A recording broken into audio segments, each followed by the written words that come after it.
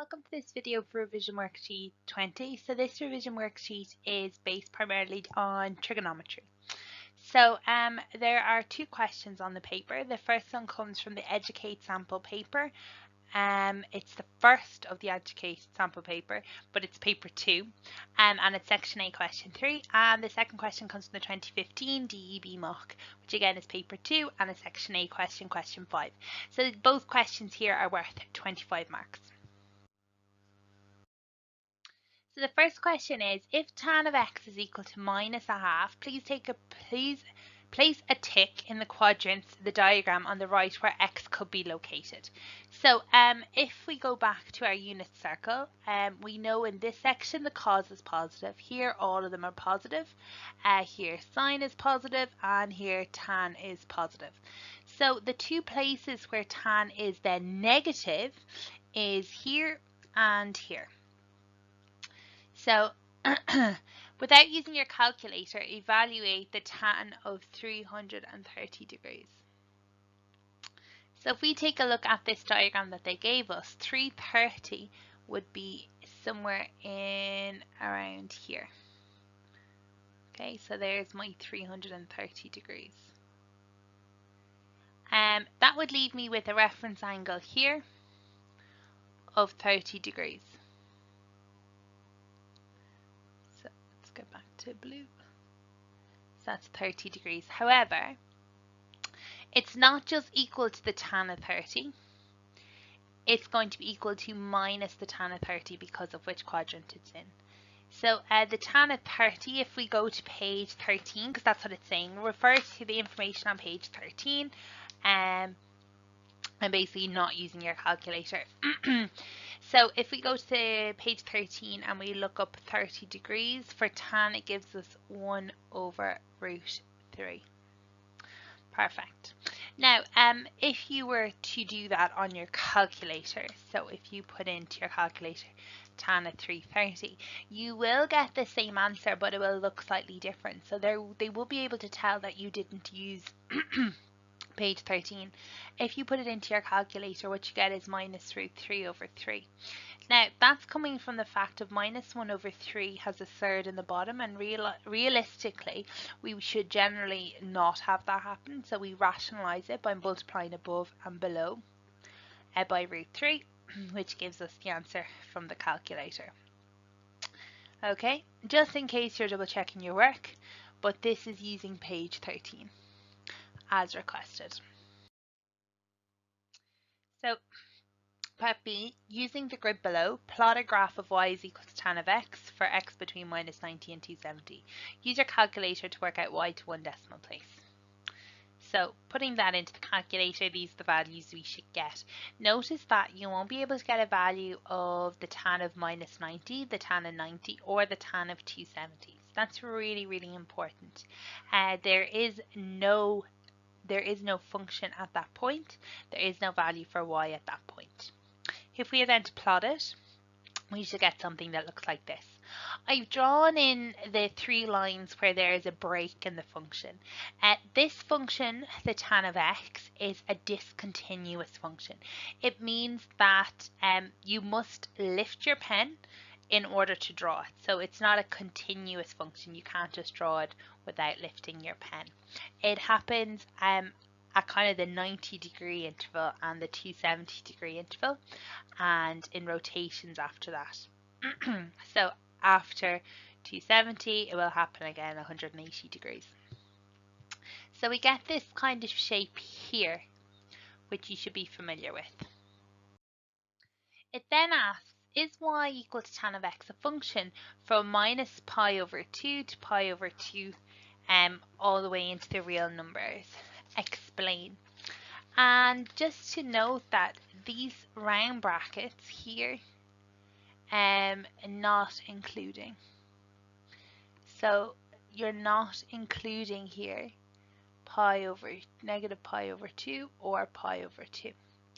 So I suppose there's a few different ways that we can answer this, and what I will be talking about here is the vertical line test for function.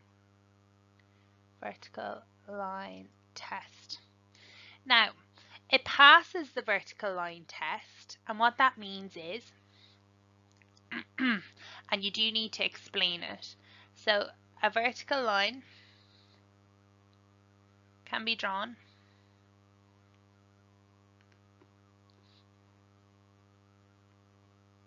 between,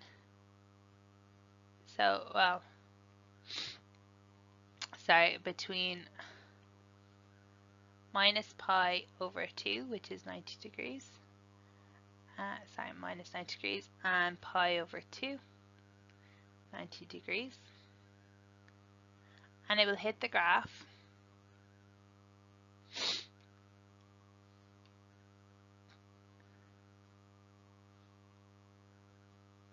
once and only once.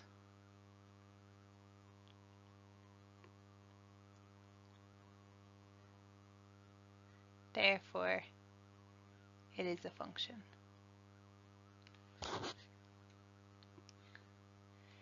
So, tan of x is a function. It is what we would call discontinuous, but it is a function. And in between minus pi over 2 and pi over 2, in that section there, it is continuous. And if I draw a vertical line anywhere, it will hit the graph once, but only once. So it is a function. So next it asks, what is the period and range of this function? So the period of the function is how often it repeats. So that's 180 degrees, or if you want to work in radians, it's pi over 2. And the range, it goes from minus infinity to infinity.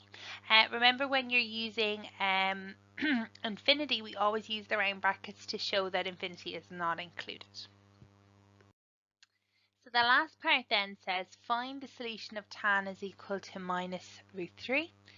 So tan of x is equal to minus root 3. So drawing out my unit circle here, I get my C, A, S, T. And where is tan negative? And we kind of already worked with this. It's these two slots here. So the first thing that I'm going to do is I'm going to say, well, let's work instead with the reference angle, tan of A, where that's equal to root 3. And working out, I'm actually going to use page 13, but you can of course use your log tables as well. That gives us 60 degrees. Notice that because they've given us this in degrees, we're working in degrees. So my reference angle is 60 degrees. So I could put that in here. There's my 60 degrees. And there's two other options. Well, there are two options where it's equal to minus root 3. So we have this quadrant here where this piece is equal to 60, and this quadrant here where this piece is equal to 60.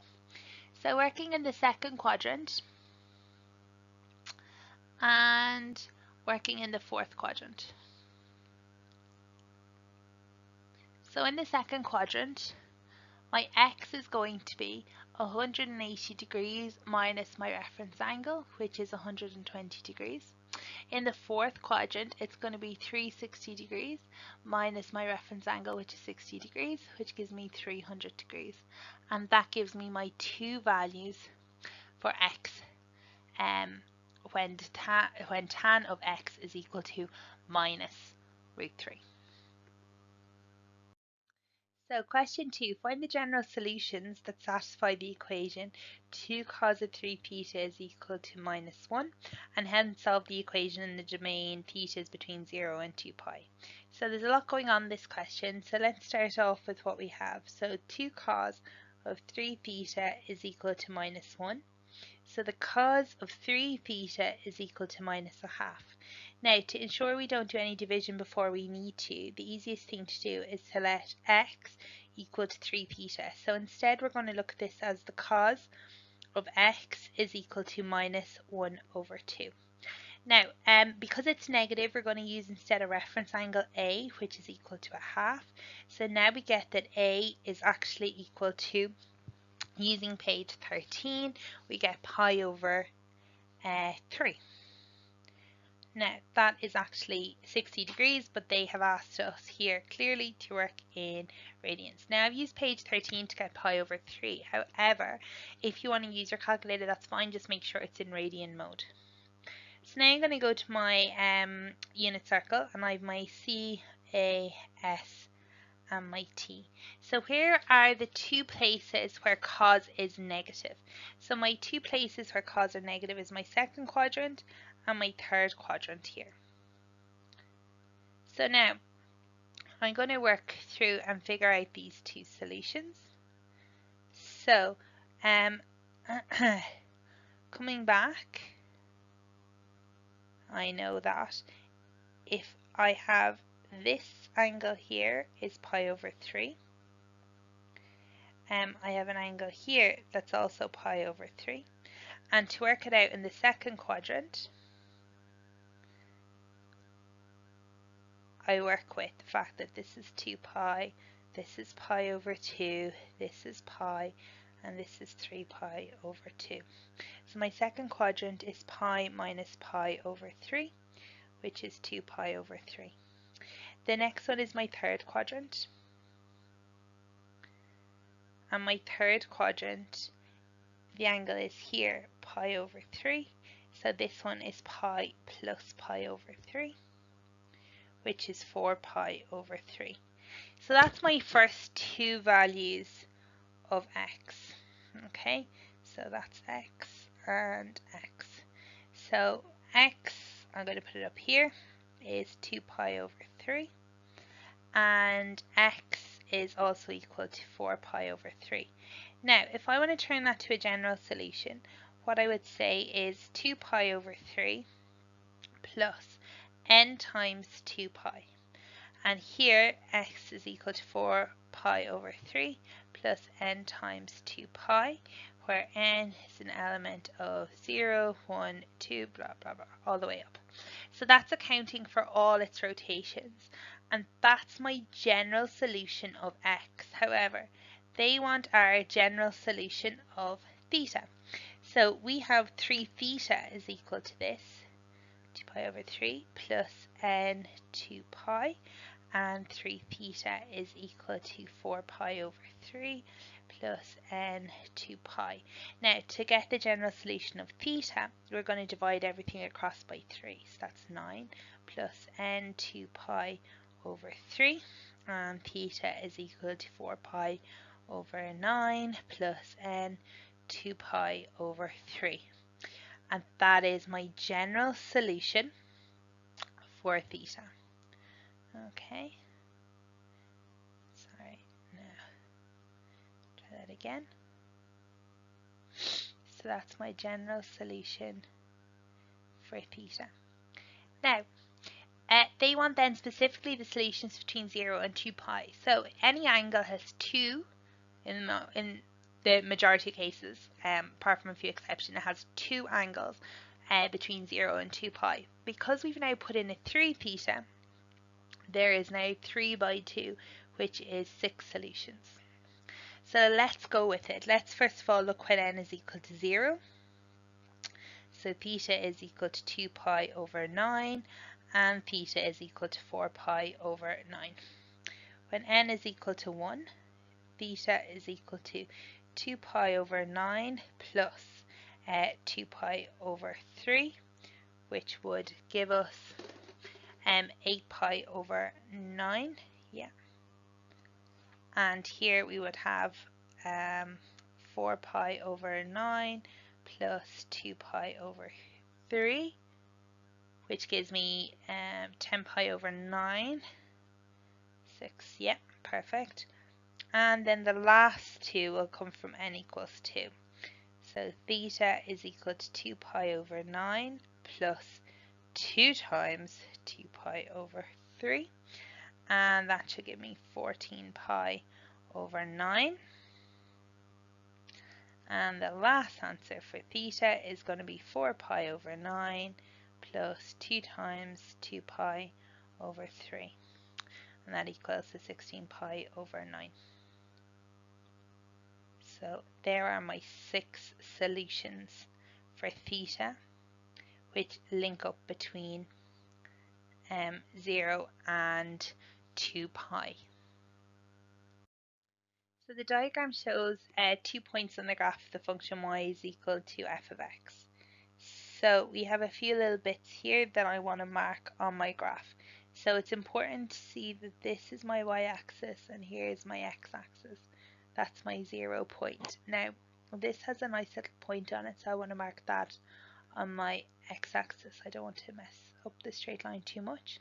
They've told us here this is pi over 2, and we have another bit here. So notice that pi over 2 can be split into 3 pieces. Okay, so if I have pi over 2 and I divide that by 3, it's the same as pi over 2 multiplied by a third.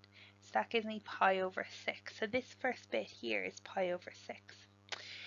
The next one is 2 pi over 6. However, if I have 2 pi over 6, that actually simplifies to pi over 3. So that gives me pi over 3 here. Okay, so we can see what we're going up in now. So this one here is 2 pi over 3, and this point here, linking down here, is 5 pi over 6.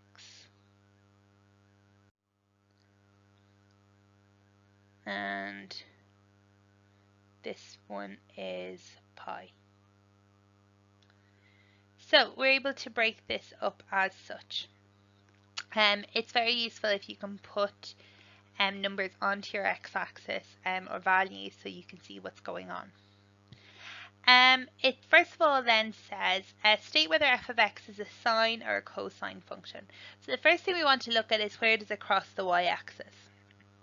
So on the y-axis, the point that we have is 0, 3. Therefore, it's a cosine function. And the reason is sine will always pass through 0, 0. Okay, so it is a cosine function.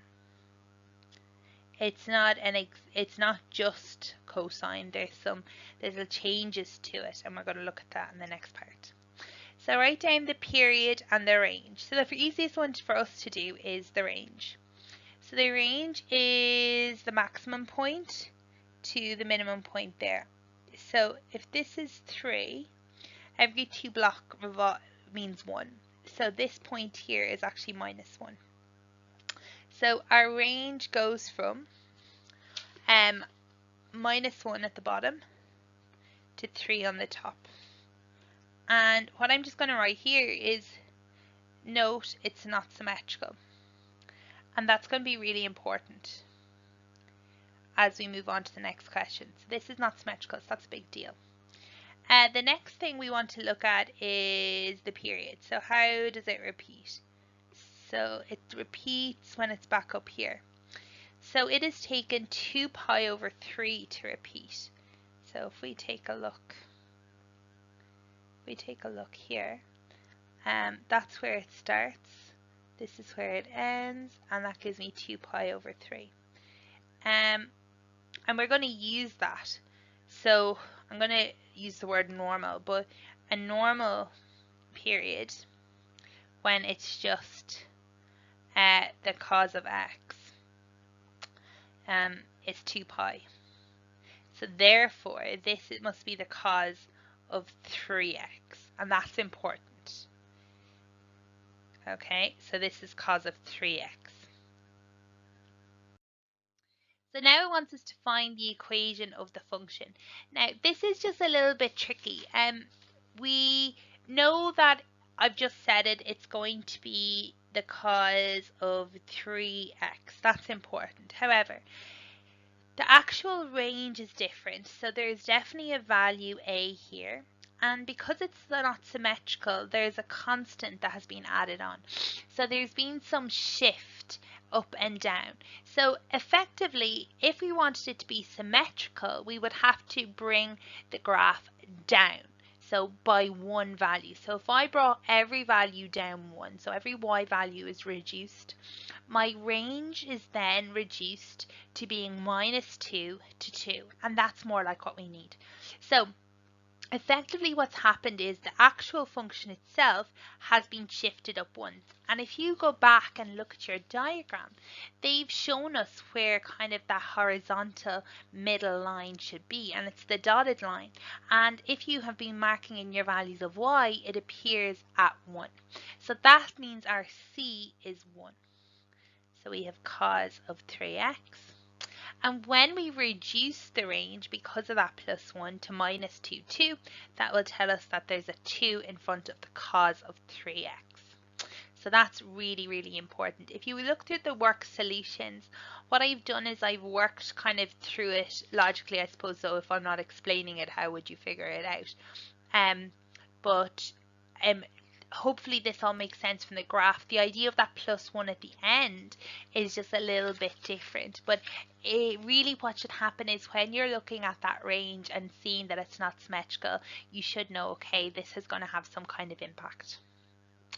So now we have our f of x, which is equal to 2 cos of 3x plus 1, and we want to find the function where x is equal to 100 pi.